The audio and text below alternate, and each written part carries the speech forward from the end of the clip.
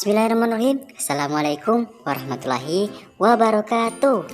Kembali lagi bersama Pak Sofyan dalam pelajaran prakarya.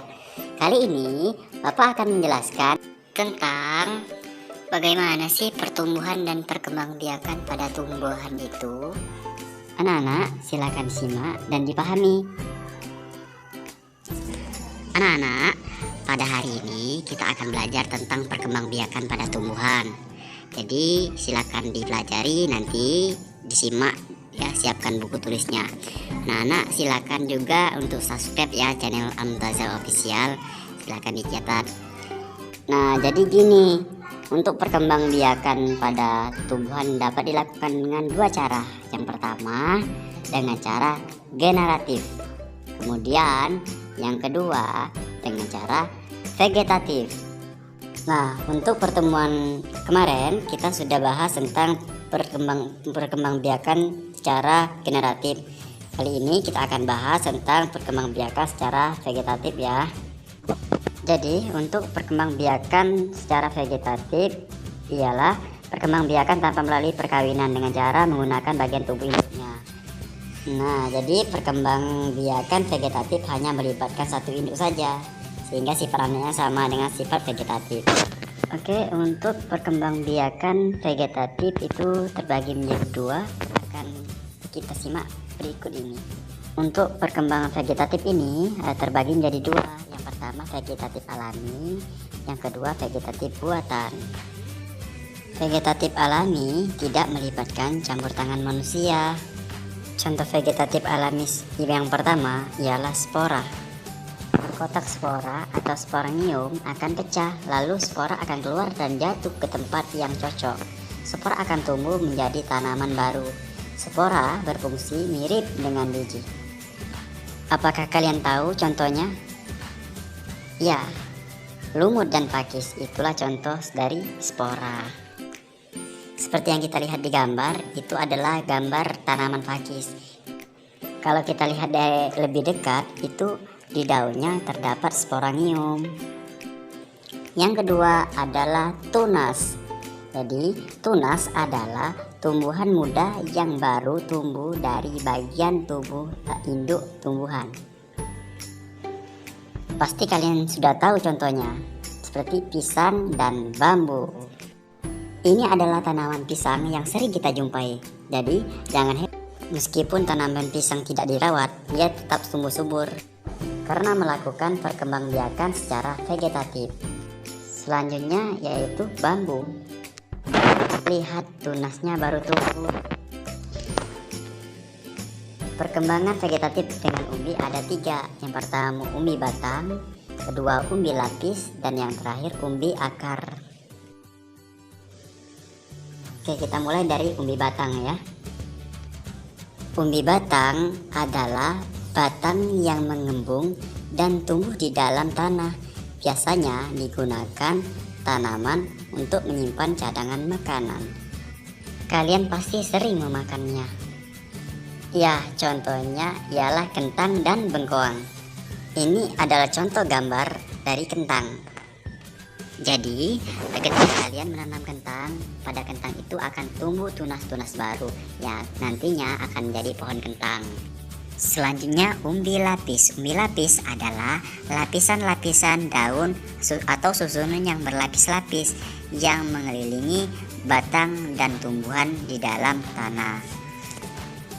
Apakah kalian masih ingat contohnya? Ya, betul, bawang merah dan bombay. Jadi ketika kalian itu meletakkan bawang di atas air atau tanah, bawang tersebut akan menumbuhkan tunas baru. Seperti pada gambar ini. Umbi akar. Umbi akar adalah akar yang mengembung namun tidak berluas-luas, berisi cadangan makanan. Contohnya lobak dan wartel. Ini adalah tanaman lobak. Jadi ketika kalian ingin menanam lobak, kalian bisa memotongnya namun tidak menghilangkan pangkal batangnya. Ketika kalian ingin menanamkan lobaknya, ia akan menjadi tanaman lobak yang baru. Selanjutnya akar tunggal. Akar tunggal atau rizom adalah batang yang tumbuh mendatar di bawah permukaan tanah, berbentuk mirip akar, berbentuk buku-buku atau beruas-ruas. Contohnya adalah kunyit, jahe, lengkuas, dan masih banyak lagi. Ketika kita ingin memiliki tanaman yang baru, kita bisa memotong ruasnya, kemudian kita kuburkan di dalam tanah, maka akan terbentuklah tanaman baru. Selanjutnya yaitu vegetatif buatan. Vegetatif buatan itu melibatkan campur tangan manusia. Contohnya cangkok, mengusahakan batang tanaman berakar sebelum ditanam ke tanah.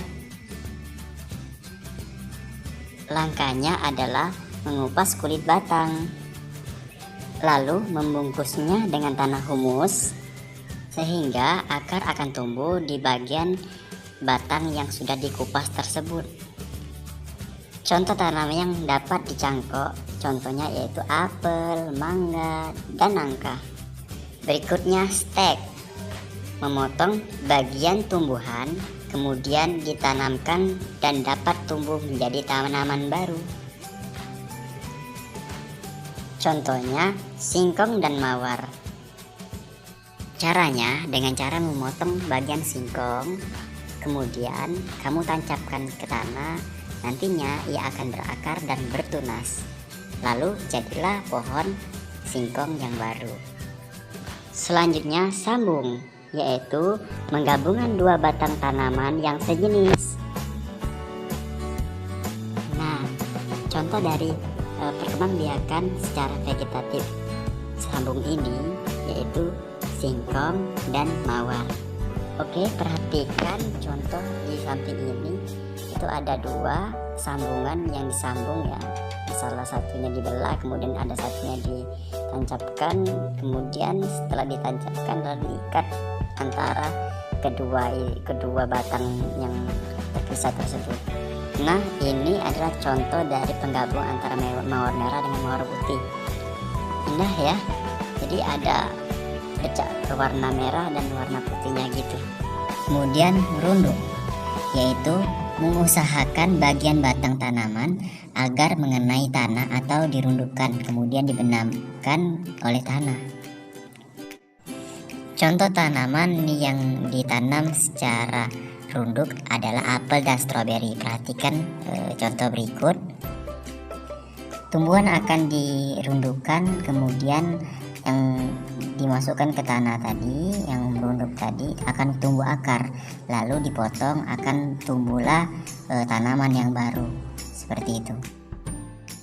Oke, semoga apa yang kita pelajari hari ini semuanya paham. Oke, sampai di sini dulu ya untuk pembelajaran pada hari ini. Ya, kita lanjutkan pada video-video berikutnya. Pak akhiri dengan ucapan Assalamualaikum warahmatullahi wabarakatuh.